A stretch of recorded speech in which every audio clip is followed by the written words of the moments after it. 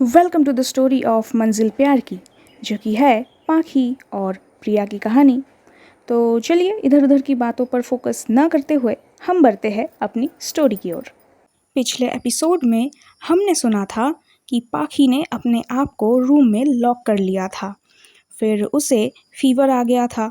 उसमें भी वो प्रिया का ही नाम ले रही थी और यहाँ इन सब हरकतों से प्रिया की माँ को उस पर डाउट हो रहा था। अब हम आगे सुनते हैं। यहाँ प्रिया ने भी अपनी नई यूनिवर्सिटी ज्वाइन कर ली थी। वहाँ उसके नए कलीग्स उसका वेलकम करते हैं, लेकिन प्रिया के फेस पर बिल्कुल भी स्माइल नहीं होती। फिर वो जाती है क्लास में और लेक्चर लेने लग जाती है। तभी उसे पढ़ाते पढ़ाते वहाँ क्लास में पाखी दिखाई देती है। प्रिया रुक जाती है एक पल के लिए, फिर जब वो सही से देखती है तो पता चलता है कि वो कोई और स्टूडेंट है जिसने पाखी की तरह ही स्पेक्स पहनी होती है।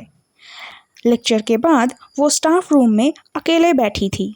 तभी वो अपने बैग से अपना फ़ोन निकालती है और उसमें से इंटर्नशिप की ग्रुप फ़ोटो निकालती है।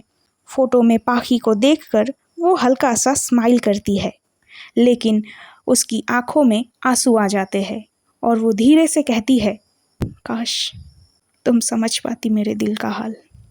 उधर पाखी भी मेडिसिन्स खाकर सो गई थी और जब 3 घंटे बाद उठती है तो अपने पास माँ को और उसके दोस्तों को, मतलब अनाया और आकाश को पाती है।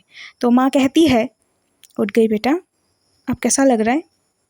पाखी बस अपने पलके झपका कर ठीक है कहती है। तो माँ फिर कहती है, तुम दोनों पाखी के साथ बात करो, मैं कुछ खाने के लिए लाती हूँ। यहाँ अनाया और आकाश पाखी को कुछ फ्रूट्स देते हैं जो कि वो लेकर आए थे। इस बार पाखी गुस्सा नहीं करती, चुपचाप वो फ्रूट्स ले लेती है। उसके पास बैठी अनाया कहती है, पाखी हम सब तेरे साथ हैं, तो बस पहले ठीक हो जा।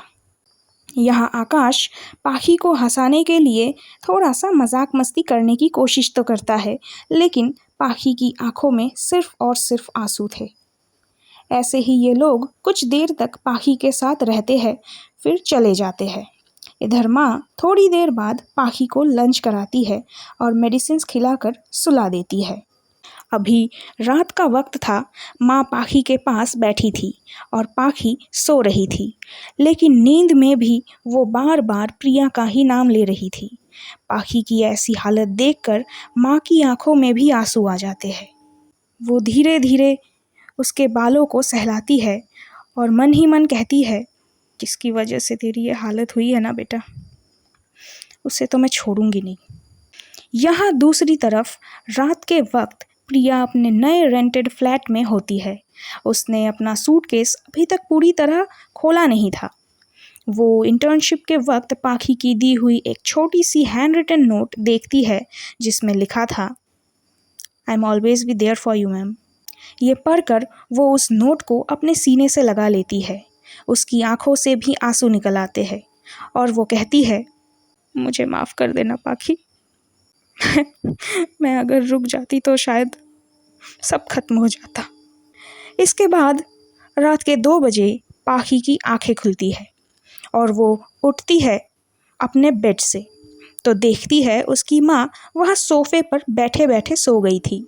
वो जाती है, वार्डरोब से एक शॉल निकालती है और अपनी माँ को उड़ा देती है और जाकर अपने बेड पर बैठती है और फिर प्रिया को याद करके रोने लगती है और धीरे से कहती है, आप जहाँ भी हो बस एक बार मिल जाइए, मुझे बहुत कुछ कहना है आपसे। यहाँ दोनों के ही आंखों में आंसू थे। एक दूसरे को लेकर दोनों ही रो रहे थे। दोनों की ही दिल में तकलीफ थी। फिर नेक्स्ट मॉर्निंग पाखी का फीवर भी कम हो गया था, लेकिन वो अब पहले जैसी तो बिल्कुल भी नहीं थी। जो लड़की हमेशा हंसती खेलती रहती थी, मजाक मस्ती करती थी, पढ़ाई को लेकर, अपने फ्यूचर गोल्स को लेकर जो इतनी एम्बिशियस थी, वो लड़की आज चुप हो गई थी। इन 5 दिनों में उसने अपना हुलिया बिल्कुल बिगाड़ लिया था। बस चुपचाप विंडो के पास बैठे बैठे प्रिया के बारे में सोचती रहती थी। अब तो पाखी के आंसू भी सूख चुके थे। माँ पाखी के लिए ब्रेकफास्ट लेकर आती है उसके रूम में और कहती है, बेटा थोड़ा सा खा ले। वो माँ की तरफ देखती है और हल्का सा स्माइल करने की कोशिश करती है। वो अपने आप को माँ के सामने नॉर्मल दिखाना चाह रही थी, क्योंकि उसने भी देखा है माँ को उसके लिए परेशान होते हुए। इधर प्रिया भी एज़ यूजुअल अपने यूनिवर्सिटी जाती है, लेक्चर्स लेती है और सारे स्टूडेंट्स उससे बहुत इम्प्रेस होते हैं। यहाँ पाखी की माँ उसे नॉर्मल करने के लिए बहुत सारे एफ़र्ट्स करती है। कभी उसे शॉपिंग पर ले जाती है, कभी मूवी, कभी उसके साथ बैठकर उसके बचपन की फ़ोटोज़ देखती है और न जाने क्या क्या। इसमें अनाया और आकाश भी बहुत सपोर्ट करते हैं। वो लोग हर रोज़ पाखी से मिलने आते थे। पाखी भी नॉर्मल बिहेव करने की कोशिश तो करती है, लेकिन उससे हो नहीं पाता और सबको समझ आ रहा था कि वो अभी भी उन सब चीज़ों से नहीं निकली है। यहाँ पाखी करीब 2 हफ्तों के बाद कॉलेज जाती है। अनाया और आकाश उसका वेलकम करते हैं। उसके और भी जो दोस्त है वो भी पाखी को इतने दिनों बाद देखकर खुश होते हैं। फिर ये सब लोग अपना लेक्चर लेने जाते हैं क्लास में। वहाँ वर्मा सर पूछते हैं पाखी से, पाखी इतने दिनों बाद सब ठीक तो है ना बेटा? और ये क्या हालत हो गई है तुम्हारी? तो पाखी कहती है, जी सर, वो 2 हफ्तों से मेरी तबीयत ठीक नहीं थी, इसीलिए ऐसी हालत है और इसी वजह से नहीं आई थी मैं।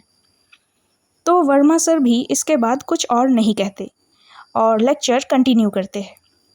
यहाँ लंच ब्रेक में पाखी डिपार्टमेंट की तरफ जाती है और उन कॉरिडोर्स को देखती है। फिर लाइब्रेरी जाती है और शुरू में जो प्रिया ने उसे एक बुक सजेस्ट करी थी, वो बुक लेकर बैठ जाती है वहाँ रीडिंग रूम में। इसके बाद ऐसे ही इनका कॉलेज का टाइम ओवर हो जाता है और सब अपने अपने घर चले जाते हैं। पाखी भी घर पहुँचती है, लेकिन लंच करने से मना कर देती है। तो उसकी माँ कहती है, देख पाखी, बहुत हो गया तेरा, चुपचाप खाना खाने बैठ। 2 हफ्तों से देख रही हूँ, कैसी हो गई है तू? क्या थी और क्या हो गई है? पाखी कुछ नहीं कहती, क्या ही कहेगी वो, लेकिन उसे अपनी माँ की ये हालत देखकर बड़ी तकलीफ़ होती है अंदर। तो वो लंच करने बैठ जाती है, लेकिन ज़्यादा कुछ खाती नहीं। फिर वो रूम में जाती है और अपने क्लोथ्स चेंज करती है और स्टूडियो के लिए निकल पड़ती है। आज वो टाइम से पहले ही स्टूडियो पहुंच गई थी। तो वहाँ उसका जो बॉस है उसे देखकर कहता है, आइए आइए, कितने दिनों बाद आपके दर्शन मिले हैं मैडम। इतने दिनों बाद भी क्या ज़रूरत थी आपको आने की? नहीं आती तो भी चलता था, क्योंकि हमने आपकी जगह किसी और को रख लिया है। अभी आप जा सकती है। पाखी चुपचाप सारी बातें सुनती है, लेकिन कुछ नहीं कहती, कोई एक्सप्लेनेशन नहीं देती। और क्या ही कहेगी वो, उसके पास कहने के लिए कुछ था ही नहीं। तो वो भी वहाँ से निकल आती है और घर की तरफ चल पड़ती है।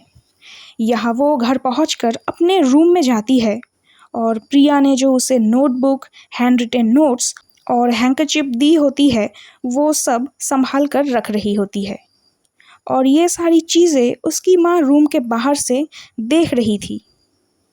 वो कुछ नहीं कहती, बस चुपचाप सारी चीज़ें ऑब्जर्व करती है। इसके बाद डिनर का वक्त हो जाता है, तो पाखी नीचे जाती है और थोड़ा बहुत डिनर कर लेती है। अगर नहीं करती तो माँ नाराज़ हो जाती। फिर वो अपने रूम में चली जाती है, डोर लॉक करती है और प्रिया की फ़ोटो कुछ देर देखती रहती है। इसके बाद सोने से पहले पाखी एक डायरी निकालती है और उसमें प्रिया के लिए एक लेटर लिखने लग जाती है। अब हम आगे के एपिसोड्स में देखते हैं कि क्या होता है और आप लोगों को क्या लगता है, किसकी तकलीफ़ ज़्यादा है यहाँ। Let me know in the comments.